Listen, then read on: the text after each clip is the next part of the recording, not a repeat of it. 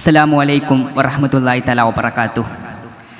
ബിസ്മില്ലാഹ് വൽഹംദുലില്ലാഹ് വസ്സലാത്തു വസ്സലാമു അലാ അഷ്റഫി റസൂലില്ലാഹ് വഅലാ ആലിഹി വസഹ്ബിഹി അജ്മഈൻ അമ്മാ ബഅദ്. ആദരണീയരായ ഉസ്താദുമാർ, എൻ്റെ പ്രിയപ്പെട്ട കൂട്ടുകാരെ, SSF സംസ്ഥാന വ്യാപകമായി സംഘടിപ്പിക്കുന്ന സാഹിത്യോത്സവിൻ്റെ സർഗ സുന്ദര നിമിഷത്തിലാണ് നാം ഉള്ളത്. ഈ അസുലഭ മുഹൂർത്തത്തിൽ മതം അഭിമാനം എന്നതാണ് എൻ്റെ പ്രതിപാദ്യ വിഷയം. ലോകത്ത് ധാർമ്മികത ഉയർത്തിപ്പിടിക്കാൻ മതങ്ങൾക്ക് മാത്രമേ സാധ്യമാകൂ. മതനിരാസവാദികൾ ഉയർത്തുന്ന സർവ്വ ധാർമ്മികതയും മറ്റൊരു മതത്തിൻ്റെ പ്രത്യയശാസ്ത്രത്തിൽ നിന്നും കടമെടുത്തത് മാത്രമാണ്. ലോകത്ത് ധാർമ്മിക ബോധമുള്ള ഒരു സമൂഹത്തെ രൂപപ്പെടുത്തണമെങ്കിൽ മതം അനിവാര്യമാണ്. ധാർമ്മിക ബോധങ്ങൾ ഏറ്റവും കൂടുതൽ ഉയർത്തിപ്പിടിക്കുന്ന ഒരു മതത്തെ പിന്തുടരുക എന്നത് ഒരു പൊതുനിരീക്ഷകനെ സംബന്ധിച്ചിടത്തോളം അനിവാര്യമായ ഒന്നാണ്. വിശുദ്ധ ഇസ്ലാമിൻ്റെ പ്രത്യേകതയും അതാണ്. വിശുദ്ധ ഇസ്ലാമിൻ്റെ അഭിമാനത്തെക്കുറിച്ച് പറഞ്ഞു തുടങ്ങേണ്ടത് പ്രധാനമായും സ്ത്രീയുമായി ബന്ധപ്പെട്ട വിശ്വാസ കാര്യങ്ങളിലാണ്. ഇസ്ലാം കൂടുതലായും വിമർശിക്കപ്പെടുന്നതും സ്ത്രീയുമായി ബന്ധപ്പെട്ട കാര്യങ്ങളിലാണ്. എന്നാൽ സ്ത്രീയുടെ സുരക്ഷയ്ക്ക് പ്രാധാന്യം നൽകി എന്നതാണ് ഇസ്ലാം ഇവിടെ നിർവഹിച്ചിരിക്കുന്നത്. ദുർബലതയെന്ന് ശാസ്ത്രം തെളിയിച്ച സ്ത്രീയുടെ ശാരീരിക പ്രകൃതിക്ക് ഏറ്റവും അനുയോജ്യമായ സമീപനങ്ങളാണ് ഇസ്ലാമിൻ്റേത്. അതിനപ്പുറം അവരെ പൊതുരംഗത്തേക്ക് വലിച്ചയിക്കുന്നത് പിന്നിൽ റാഡിക്കൽ ഫെമിനിസത്തിൻ്റെ ഗൂഢതന്ത്രങ്ങളാണുള്ളത്. ഇസ്ലാമിൻ്റെ മറ്റൊരു പ്രധാന സവിശേഷതയാണ് സാമ്പത്തിക സന്തുലിതാവസ്ഥയ്ക്ക് വേണ്ടി ശ്രമിക്കുന്നു എന്നത്. ധനികനും ദരിദ്രനും തമ്മിലുള്ള സാമ്പത്തിക വിടവാണ് ഒരു രാജ്യത്തിൻ്റെ സാമ്പത്തിക നിലയെ ക്രമീകരിക്കുന്നത്. ആ വിടവ് നികത്താനാണ് വിശുദ്ധ ഇസ്ലാം ശ്രമിച്ചുകൊണ്ടിരിക്കുന്നത്.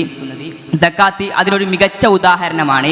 ധനികന്റെ സമ്പത്തിൽ നിന്നും ദരിദ്രനും അവകാശമുണ്ടെന്നതാണ് ഇസ്ലാം ഇതിലൂടെ ഉയർത്തിപ്പിടിക്കുന്നത്. ഇസ്ലാം നിഷിദ്ധമാക്കിയതിനെല്ലാം അതിൻ്റെതായ കാരണങ്ങളുണ്ട്. അത് തിരിച്ചറിയാതിരിക്കുക എന്നത് മതത്തിൻ്റെ പോരായ്മയല്ല, വിമർശകരുടെ അന്ധതയാണത് സൂചിപ്പിക്കുന്നത്. മതത്തിൻ്റെ ഓരോ ആരാധന കർമ്മങ്ങളിലും ഓരോ തത്വങ്ങൾ അടങ്ങിയിരിക്കുന്നുണ്ട്.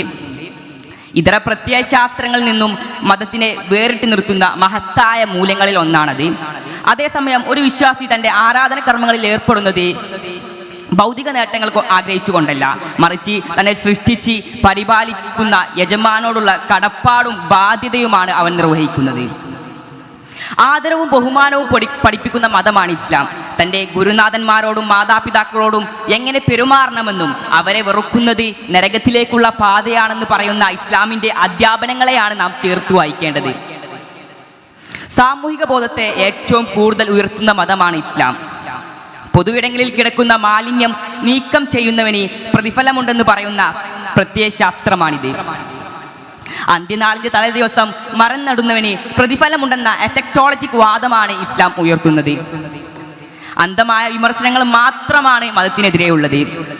മതത്തിൽ ആയത്തിലുള്ള പഠന വിധേയമായാൽ മതത്തിൻ്റെ ഓരോ ചലനങ്ങൾക്കും അർത്ഥവ്യക്തതയുണ്ടെന്നും മാനുഷികമാണെന്നും തിരിച്ചറിയാനാകും.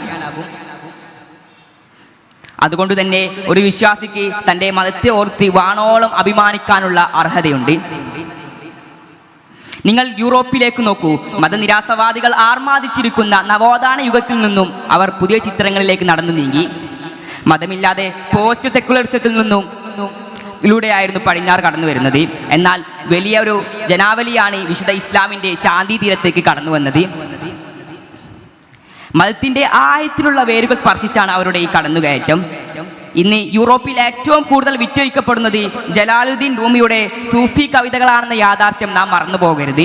ഇന്നലകളിൽ അവരനുഭവിച്ച അധാർമികതയുടെ പ്രവണതകളിൽ നിന്നുള്ള മോചനമാണ് അവർ ആഗ്രഹിക്കുന്നത്. പ്രിയമുള്ളവരെ, ഞാൻ അവസാനിപ്പിക്കുകയാണ്.